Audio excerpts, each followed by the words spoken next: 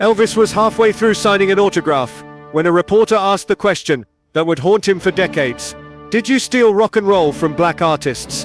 What he said next, and what he did immediately after, would either destroy his career or prove he had more integrity than anyone imagined. Memphis, Tennessee. The city was freezing, unusual for the South, but the cold hadn't stopped thousands of fans from lining up outside Ellis Auditorium, hoping to catch a glimpse of Elvis Presley, the 21-year-old who'd become the most controversial figure in American music in less than 2 years. Inside the auditorium's backstage area, Elvis was surrounded by the usual chaos: reporters, photographers, Colonel Parker barking orders, security guards trying to maintain some semblance of order. Elvis had just finished a press conference promoting his upcoming concert, and he was exhausted, drained from answering the same questions over and over.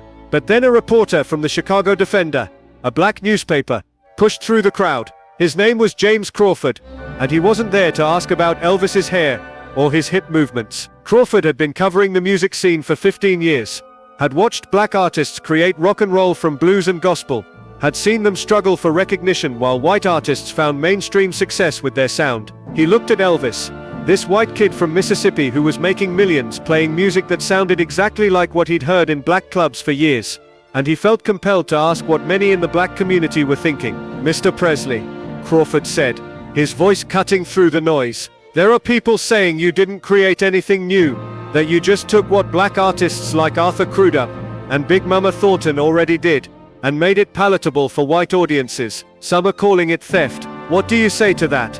The room went silent. Every reporter turned to look at Crawford, then at Elvis. This was the question everyone was thinking, but nobody dared ask so directly. Colonel Parker's face went red. He started to intervene, to shut down this line of questioning, but Elvis held up his hand. "Let him ask," Elvis said quietly. "It's a fair question." Elvis looked at Crawford, really looked at him, and for a long moment said nothing. His jaw tightened, his hands, which had been relaxed at his sides, clenched into fists, and then released. When he finally spoke, his voice was different, stripped of the polished performer's charm, raw and honest in a way that caught everyone off guard. "You want the truth?" Elvis said. "The truth is, I didn't create rock and roll. I never said I did. Everything I do, everything you hear when I sing, came from black artists, from the gospel singers I heard in church in Tupelo, from the blues musicians on Beale Street, from Arthur Crudup, from Big Boy Crudup, from every black artist who poured their soul into this music before anyone was paying attention." Crawford nodded, noting this down, but he wasn't done. "So you admit you took their music?" "I didn't take anything," Elvis said, his voice rising slightly. "I learned from it. I loved it. I still love it. But here's what I can't stand. I can't stand that those artists, the ones who created this sound, aren't getting the recognition they deserve. I can't stand that radio stations play my version of That's All Right, but won't play Arthur Crudup's original. I can't stand that I'm getting rich off music that came from people who can't even eat in the same restaurants I do." The silence in that backstage area was deafening. Colonel Parker looked like he was having a heart attack. This was not the carefully managed image he'd cultivated for Elvis. This was dangerous territory, especially in the South in 1956, especially for someone whose career depended on not alienating white audiences. But Elvis wasn't finished. "You know what I'm going to do right now?" he said, looking directly at Crawford. "I'm going to show you I mean what I say." Elvis turned to his manager. "Colonel, cancel tomorrow's concert." "What?" Colonel Parker sputtered. "Elvis, we can't. That's $20,000. Cancel it." Elvis repeated. "We're doing something different tomorrow night." What Elvis did next shocked everyone. He spent the rest of that day, and all of the next, making phone calls, using every connection he had in the Memphis music scene. By the evening of December 15th, 1956, Ellis Auditorium was packed again, but this time the stage looked different. Standing alongside Elvis were Arthur Crudup, Sister Rosetta Tharpe, B.B. King, and a dozen other black artists who had pioneered the sound that Elvis had built his career on. The audience was confused. Many had paid to see Elvis, not a history lesson in black music. Some walked out immediately, unable to accept the sight of an integrated stage in 1956 Memphis. But Elvis didn't care. "Ladies and gentlemen," Elvis said into the microphone, "tonight you're going to hear something special. You're going to hear the real creators of rock and roll. These artists standing behind me, they're the reason I have a career. They're the reason any of us have this music. And tonight they're going to show you how it's really done. What followed was extraordinary. Arthur Crudup performed "That's All Right," the song that had launched Elvis's career. Sister Rosetta Tharpe played guitar with a ferocity that made the audience realize where Chuck Berry had gotten his style from. B.B. King played blues that made people understand what real musical mastery looked like. Between each performance, Elvis stood to the side, not trying to steal the spotlight, just applauding, sometimes with tears in his eyes. When it was Elvis's turn to perform, he did something unprecedented. He called Arthur Crudup back to the stage and said Mr. Crudup wrote, "That's all right. He should be the one singing it. I'm just going to back him up on guitar."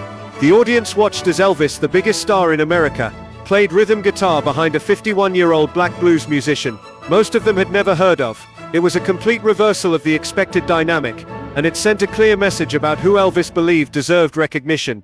But here's what nobody knew until later. Elvis wasn't just making a symbolic gesture. Backstage, before the show, he'd done something even more significant. He'd contacted Sam Phillips at Sun Records and RCA Victor, his new label, and negotiated to give Arthur Crudup, Big Mama Thornton, and several other artists whose songs he'd covered a percentage of his royalties going forward. Not legally required to do this, the artists had already been paid their initial songwriting fees. Elvis did it because he believed it was right. "Mr. Crudup shouldn't be driving a delivery truck while I'm getting rich off his song," Elvis told Sam Phillips. "That's not right, and I'm going to fix it." The financial arrangement Elvis set up wasn't public at the time. Colonel Parker was furious about the whole thing, worried it would hurt Elvis's image and cost them money. But Elvis was adamant.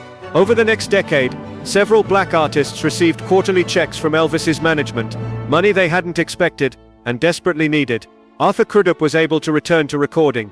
Big Mama Thornton, who'd been paid just $500 for Hound Dog, while Elvis made millions from it, received enough to stabilize her life. It wasn't full compensation for what they'd created, but it was more than any other white artist was doing. The concert that night in Memphis didn't make Elvis more popular. In fact, it cost him. Several southern venues canceled bookings. Radio stations in certain markets stopped playing his music. Letters poured in calling him a race traitor, and worse. Colonel Parker was beside himself, convinced Elvis had destroyed his own career for nothing. But something else happened too. Black musicians started talking about what Elvis had done. Word spread through the Memphis music scene, then to Nashville, to Chicago, to New York. The story of the white rock star, who'd given up a concert to showcase black artists, who'd shared his royalties, who'd publicly acknowledged his debt, it became legendary in certain circles, even if the mainstream didn't fully appreciate it at the time. Years later, when James Crawford wrote a retrospective on that December night, he said, "Elvis Presley didn't solve racism, he didn't fix the music industry's exploitation of black artists, but when confronted with an uncomfortable truth, he did something remarkable. He told the truth back, and then he acted on it." In 1956, in Memphis, that took courage most people don't have. Arthur Crudup, when asked about Elvis years before his death, said, "That boy didn't steal from me. He learned from me, and then he made sure I got paid." Not many people would do that, especially not when it cost them something. The story of that December concert became one of those moments that defines a person's character. Elvis could have deflected the question, could have denied the influence, could have protected his image and his bank account. Instead, he acknowledged the truth, honored his influences, and put his money and his platform where his mouth was. And that reporter, who asked the question that started it all, James Crawford, kept covering music for another 30 years. He wrote about Elvis several times, and in every article, he made sure to mention that night in Memphis, not because it absolved Elvis of benefiting from systemic racism, but because it showed that even within an unfair system, individuals can choose to do better. They can choose honesty over image.